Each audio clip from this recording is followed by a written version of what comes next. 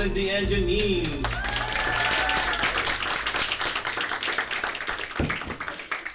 Hi, my name is Lindsay McKinley. And I'm JanineL. And we're very excited to be talking to this group of Netflix executives right now. Thank you so much for coming to our pitch. And we are pitching a TV series.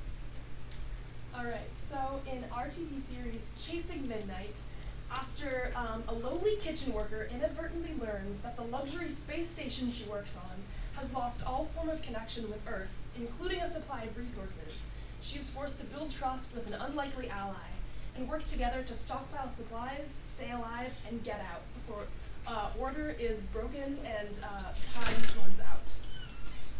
This sci-fi thriller explores the consequences of the space tourism industry on the divided socio-economic classes and the difficulty of building trust in a world filled with greed and self-interest. Our story takes place on Earth in the year 2056. So in the past 30 years from our own, Earth's climate crisis has worsened significantly. As the ozone layer has thinned, the quality of life on Earth has gotten much, much worse than it is today. The wealth gap has widened and the rich get richer while the poor continue to suffer.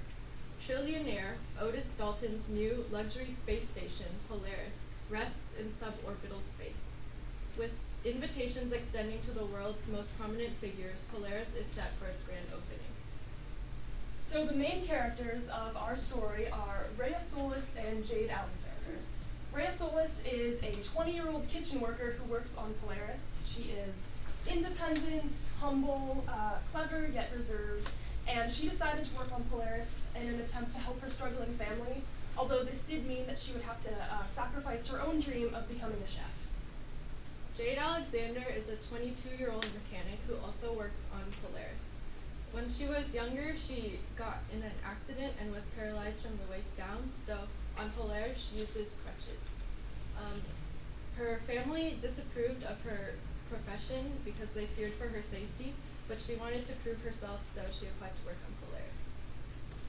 Other secondary characters in our story that are important to the plot are Otis Dalton, who was mentioned previously, who is the CEO and founder of Polaris Enterprises, which is a technical development corporation, and Dalton has achieved most of his success in life through illicit deal-making with those in power. Theodore Frost is the owner of a large, successful car manufacturing company, and he is one of the passengers aboard Polaris for the grand opening. And finally, Gerald Hogan is the head of kitchen staff on Polaris, and therefore Rhea's supervisor. He is a strict rule follower, and his subordinates would describe him as unkind and harsh. So, to give a synopsis of our story, we begin our story 2 days after the grand opening banquet of Polaris. Rhea, who's a kitchen worker, accidentally overhears 2 higher-up Polaris officials discuss how the space station has lost all communication and connection with Earth, and she hears that this means that there will be no new supplies coming. She initially panics, she doesn't know what to do, and so she decides to run to where she knows are 2 emergency escape pods. However, when she gets there, she finds that one is missing and the other is seemingly broken beyond repair. Spiraling, she heads down to the kitchen, hoping to maybe stockpile supplies so she can stay alive for longer. However, when she gets there, her supervisor, Gerald Hogan, is there wondering what she's doing because he's a very strict rule follower and doesn't want to get in trouble. However, luckily, Jade, who's a mechanic, is working in the kitchen that day and is able to save Rhea from potential problems and getting in trouble. However, she wants to know Rhea's motives. Although initially cautious, Rhea does decide to trust Jade with her information, and the 2 begin to work together to try to maintain their survival. After an oxygen leak emergency, the passengers aboard Polaris discover that Otis Dalton is nowhere to be found. They also find out the truth about the lost connection with Earth. Rhea suspects that Jade, a notorious gossip, has betrayed her trust, causing a rift in their relationship. As order collapses, Theodore Frost attempts to take control, but fails miserably. Rhea and Jade must make up and amend their relationship and must rely on each other even more to ensure their survival. As chaos continues to break out across Polaris, Rhea and Jade discover a potential way to get back to Earth. However, risks are high and time is fleeting. Will they escape before the clock hits 0?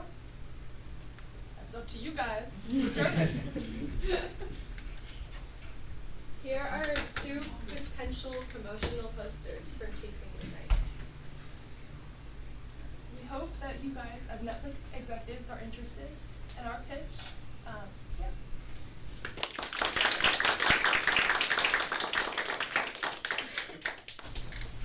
The themes in Chasing Midnight are relevant to current issues like socioeconomic inequality and the consequences of selfish actions. Though Chasing Midnight is a fictional world, it is largely relevant to our world's potential future. Both of our research essays focused on the connection of this theme of greed to the current conversations over the ethics of the private space tourism industry, where people like Jeff Bezos are basically creating these companies that will send the super rich into space. However, this does have a lot of negative side effects, for example, the environmental impact and the overall waste of money that people believe that it will be.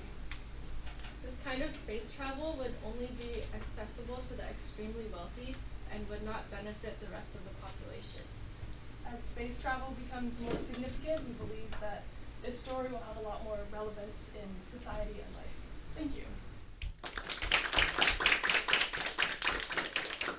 Q&A, discussion? Yes, Jake. As a Netflix executive, what is the franchisability of your series? And by that I mean, could you use the framework of your universe to tell stories from different perspectives or through the eyes of different characters, spin-offs, prequels, sequels, all that kind of stuff? So this is our idea for the first season, and depending on what happens in the end, with if they'll survive or not, there could be more stories about the state of the world and space tourism. Yeah, I think our world definitely opens up possibility for a lot more social commentary too. I think there's a lot of issues that have been addressed that could be in further seasons, like Janine said, brought to life. So I think there definitely is potential for more expansive realms. Yeah. Awesome, thank you. Anyone else? Yes, Dennis. Something that I just really wanted to bring up is that I really love the energy that both of you had on stage. It was really enjoyable. You can it was like almost like by the book definition of presenting. It was something that I really loved seeing, and to see that actually come to fruition, I was like, oh man, that's really crazy. So yeah, just really big thumbs up for me. Thank you. Who do you envision acting these parts? Hector, you have something? Yeah, so wait, did Mr. Flo have that That question? was a question. Oh, there's a question. I didn't hear you. Sorry. Who do you envision acting these parts? Acting starts. Well, actually, we haven't necessarily decided if we'd want it to be like a live action or animated series. So Oh. depending on that, that could change things. It would definitely be cool if we could have some like freestyle actors in our thing. But yeah, I don't know. Good answer. My question, so is the world solely going to be set in the space station, or is there going to be some parts of the story that also go back to Earth too? Like talking about life on Earth as well. I think for what we've described here, this initial season, I think would be more focused on the space station. But like we were answering in response to Jake's question, for further seasons or even the end of season 1, it could be brought back to Earth and explained some of those things. So, Do you already come up with an idea of what happened to Earth? Wait, sorry, what was the question? Did you already come up with an idea of what happened to Earth? We have a little bit of an idea, but we'll expand more on it in the second season. we can talk a little. We were discussing another like potentially relevant thing is the idea of a global pandemic or something even deadlier than COVID that could basically instantly wipe out a population that would cause like if anyone in orbit just wouldn't know what was going on. Your story has themes of the consequences of what was it said? Like space travel or commercialized space travel. How are you gonna bring those themes together through your story, in a way that won't like lose the audience. Like, because I feel like if it's more like who is also your demographic? Like, is it like older people who like can understand it based on just like very subtle hints throughout the show, or is it more like for kids who might not even know what a spaceship is? I don't know why they wouldn't. But Who's the viewing audience? Yeah. We said mostly like young adults, since the characters are like 20s. And I think through the characters and like you can see the consequences of the private space station. I think that will help communicate our point about space tourism.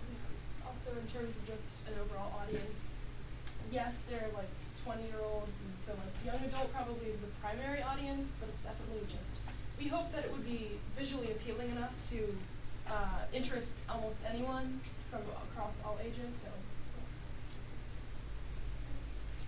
You did a really great job of anticipating questions. I can tell that you imagined how this Q&A might go.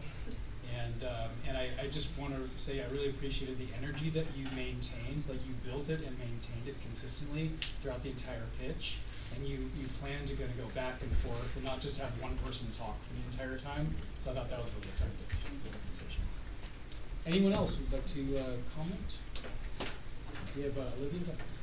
I was wondering how many seasons you would like this to like play out. That's up to you. Netflix executives. I don't know. It really depends on how much story we want to tell, I think. Netflix executives, would you buy this? yeah. Yeah. All right. Let's give Janine